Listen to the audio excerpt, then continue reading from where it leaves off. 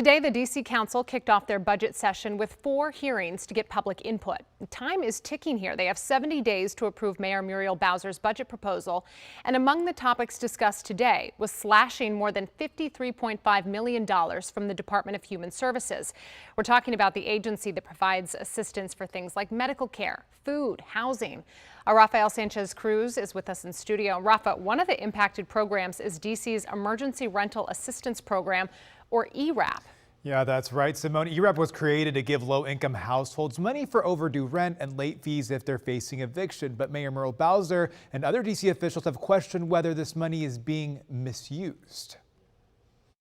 And if you don't have enough money, something has to go. Mayor Muriel Bowser has allocated more than $829 million to D.C.'s Department of Human Services in her 2026 budget proposal. That's a more than 6% drop from last year. This proposed FY26 budget for Human Services is one that is very hard on folks with the least. The proposed cuts include slashing $21 million from D.C.'s Emergency Rental Assistance Program, or ERAP, bringing it down to $5 million. $5 million a year, serving fewer than 1,000 people, yet we know that 18,000 households in the district currently are behind on rent, according to census data. Today, advocates spoke out against the mayor's cuts. ERAP funds are frequently the difference between housing stability and homelessness. We are a city with 45% of all renters being rent burdened, and when you look at the Black community specifically, that number is more like 55%. Last time the ERAP program went live in November, the funds were used up in a day. No, I have a disability, and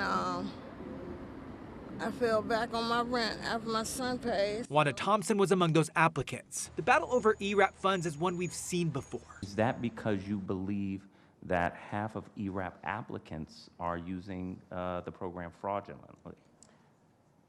I believe that there are people who are using ERAP that can pay their rent. Everyday people are asking, how can D.C. government find all this money for multiple stadiums, but can't find money for emergency rental assistance? That's a fair question. Councilmember Robert White, who chairs the Committee on Housing, says he plans to work with the council to get ERAP funding to pre-pandemic levels. They are not cost-free. Don't tire using someone else's credit card.